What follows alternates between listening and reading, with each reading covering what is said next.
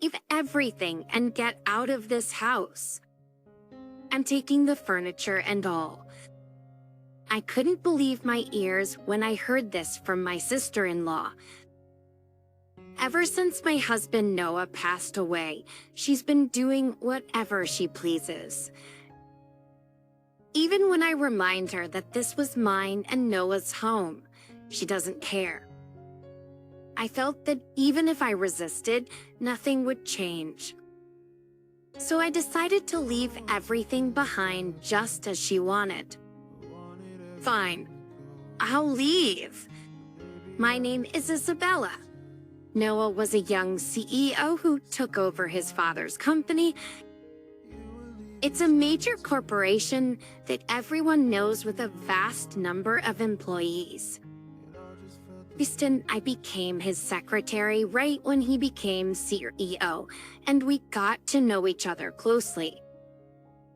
During tough times, we supported each other, and as days went by, we fell in love and started dating. Everyone at the company knew about our relationship, and since we were both successful, we were admired. 2 years later, we got married. When he proposed, it was the happiest moment of my life, and our relationship remained strong after marriage. Later, I quit my job as a secretary to support Noah full-time at home. We've been married for almost 10 years now, and we're planning a trip for our upcoming anniversary. Every day with Noah is a joy. However, there was one problem. I have an older brother named Liam.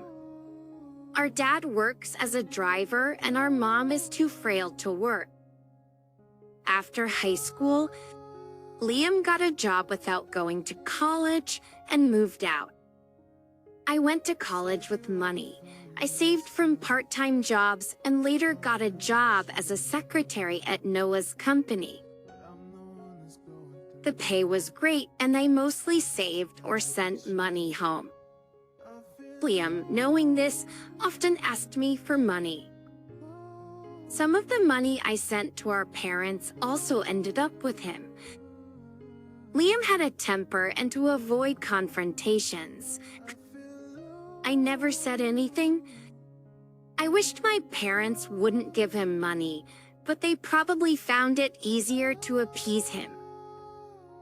Growing up, Liam often took things from me. Now he works a blue-collar job, and according to our parents, is heavily into gambling, from horse racing to slot machines and lot. He seems to be into everything. Despite having such a troublesome brother, I still gave him money after getting married. Sometimes he even asked Noah for money, which I really wished he'd stop. Every day I was frustrated with Liam, but his wife, Harper, was even more of a headache. Given Noah's position, we lived in a luxury high-rise apartment furnished with high-end items for when company associates visited. We bought the apartment thinking of our future children. I had difficulty conceiving, but after 2 years of preconception care, I finally became pregnant because of my frequent hospital visits. I'm often away from home, but Harper would still be at our place. It would be okay if she visited, but she'd leave a mess and treat me like a servant. Isabella, I'm hungry. Get me something. I'm leaving for the hospital soon, then order delivery. Harper never lifts a finger or offers to pay when she's at our place.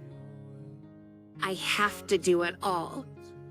When I talked to Liam about it, he didn't help much, just listened. My wife, you've plenty of money. No matter how much we earn, this is a separate issue.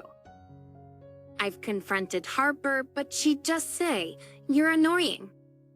They take money from me and go gambling with it. It's been a year since Liam married her, and for over 6 months. I've been feeling overwhelmed by their behavior. I've talked to Noah about it, and he's apparently discussed it with my parents. But I assume there's been no progress since they won't listen. Every day, I thought about how I needed to resolve this before our baby arrives. Sure, everyone dreams of a luxurious life, but no matter how much money you have, you shouldn't misuse it. I wished every day that they'd at least stop gambling with other people's money. But the daily stress, combined with pregnancy, made my morning sickness severe. Because of this, I sometimes escaped home to help with Noah's company work. I could only do seated tasks like paperwork, but it eased my mind.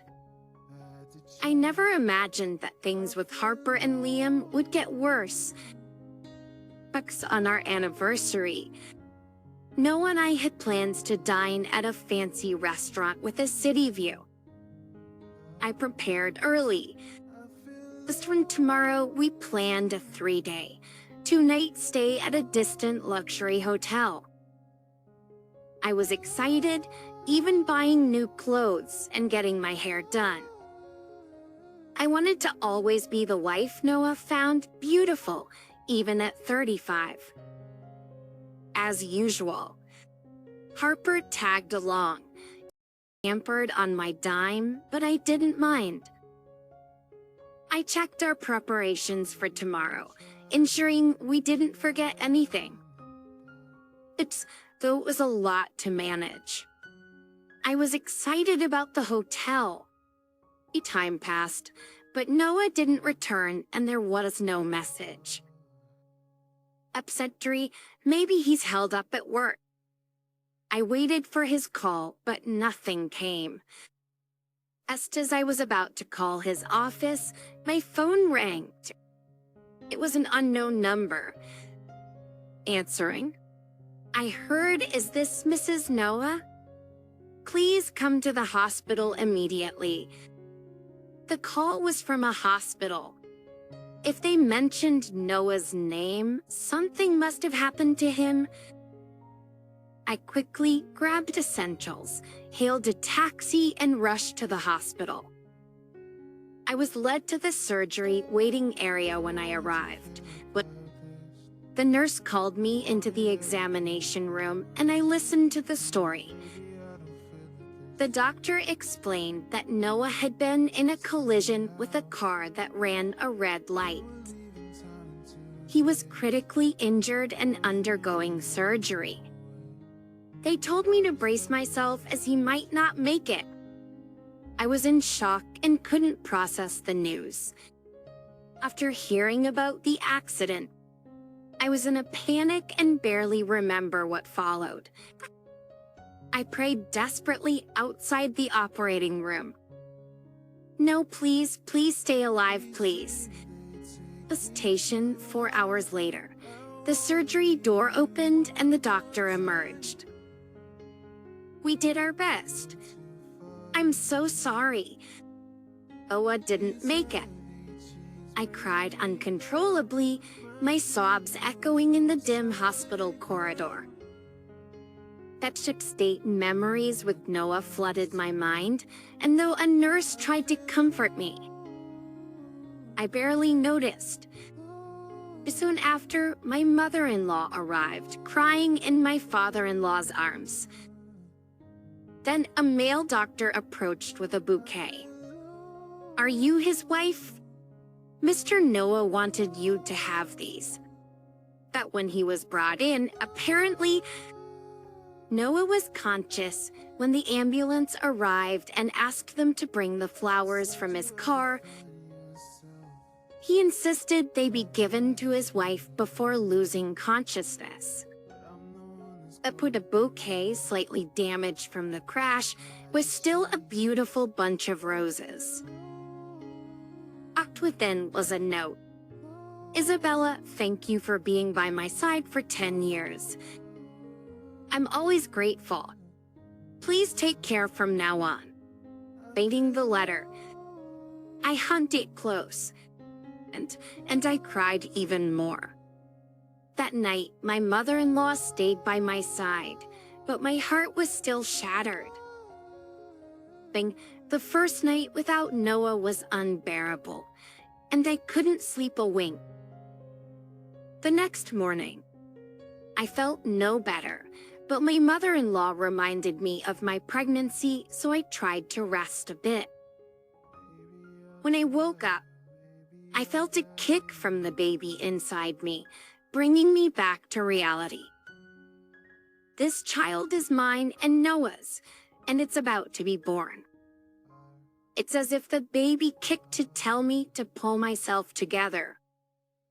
So I whispered a promise to Noah that I'd protect our child and live strongly.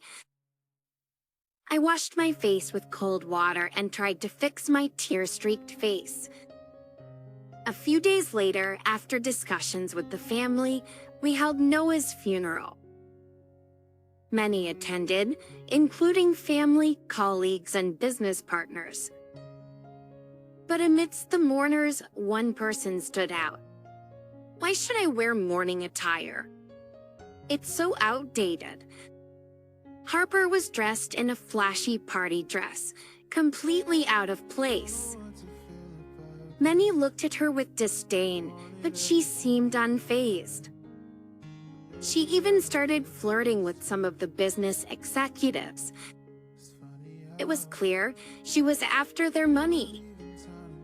After the funeral, my mother-in-law called a family meeting about Noah's life insurance. He believed I should receive everything, but some family members thought it should be short. Harper and Liam joined the discussion. Shouldn't the insurance money go to Liam, the eldest sibling? Harper's argument seemed driven by her own desire to get a share. X even said, Isabella probably has enough savings. He doesn't need it. I sighed at Harper's audacity and confronted her about her inappropriate attire. No matter the reason, you two won't see a dime of that insurance money, and your attire is hardly fitting for a funeral. As I spoke up, the surrounding family members shot icy glares at Harper, igniting the tension. Liam and Harper quickly left the scene. For Harper, like Zesty, for Harper, this was the first time meeting many of the relatives, but her first impression was absolutely terrible. What's the big deal? Harper, clearly irritated, stormed out with a flushed face. Seeing her like that, I felt a bit of satisfaction. Just always being taken advantage of, today felt like a small win. I hoped she'd realize she can't always have her way, but that hope was short-lived. The matter of Noah's insurance would be discussed later, and days went by. After the confrontation at the funeral, Harper disappeared. She was probably gambling away, angry at me. A week passed without seeing Harper, and it felt like a peaceful break. One day, I had to visit my mother-in-law's house. After finishing my errands, I decided to shop before heading home. But as I approached my house, I noticed the lights were on. Thinking it might be a burglar, my palms got sweaty. I tried to stay calm, turned on my phone's recorder, and attempted to unlock the door, but the key wouldn't fit. After multiple attempts, I rang the doorbell. Harper's voice responded, "What are you doing?" Oops, a hint. She opened the door, glaring at me in her casual clothes. She changed the locks while I was at my mother-in-law's house. It seems that she waited for me to leave and changed it during that time. Then she said something shocking. I'm taking this house with everything in it. First, leave everything and go. I couldn't believe my ears. However, the words that came back are exactly the same as what I heard. This is Noah's and my house, but you should leave. You don't have a husband anymore. The house is too big for you. I'm doing you a favor. I remembered I was recording the conversation. If I continue to resist, I will be weaker and lose. I decided to back down for now and use the recording later. It's fine, I said and left. I called my mother-in-law, who kindly took me in. I told her everything and played the recording. This is just like theft, she said, and I could possibly get compensation for the emotional distress. She advised contacting the police and a lawyer. The next day, I did just that.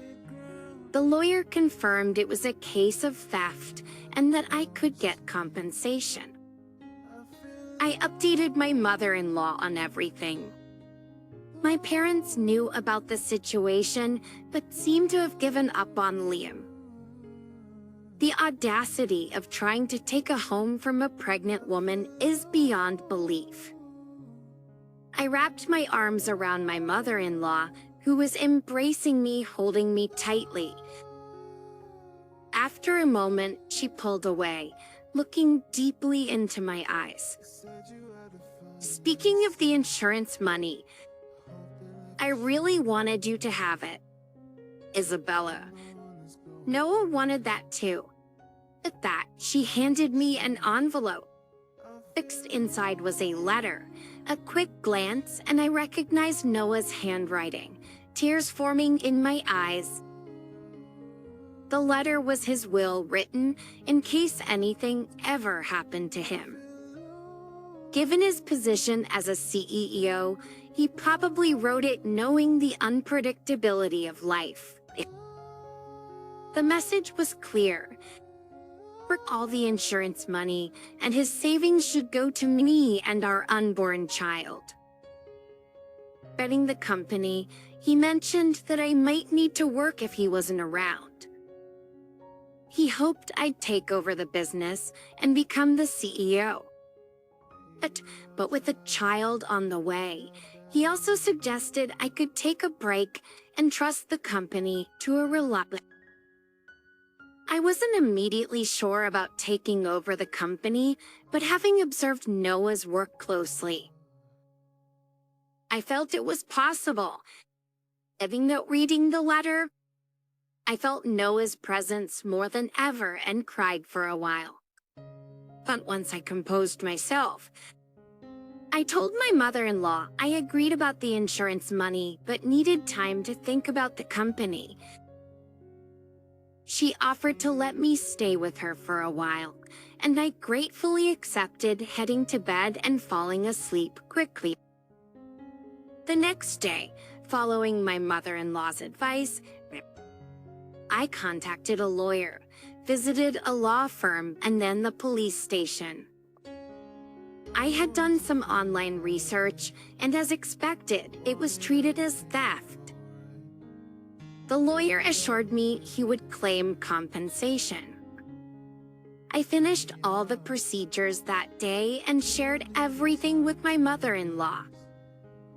She'd already informed other family members about the recent events. I also spoke to my parents, but they seemed resigned, saying they didn't want anything to do with Liam anymore. I didn't want to see such parents anymore, so I just waited for the police to contact me. A few days later, I received a call from the police. We're headed to your previous residence now. Is that okay? I quickly agreed and followed them to Harper's place. I waited in a parked police car nearby. The police rang the doorbell and knocked. Upon seeing the police, Harper's face turned pale. "Sorry, ma'am, we're with the police. You're under arrest for theft." But wait. Harper, usually defiant, was speechless and visibly shaken.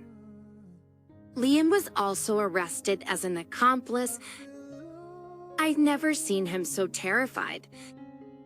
Seeing their reactions gave me a sense of relief. Later, the police and lawyer updated me, and I was able to return home. Apparently, Liam and Harper were evicted from the rented apartment due to unpaid bills, which led them to forcibly take my house. Regardless of their reasons, they should have known better. They didn't seem to understand that what they did was wrong. Hopefully, this arrest will be a wake-up call for them. Of course, they now owe me compensation. I hope they accept this as atonement.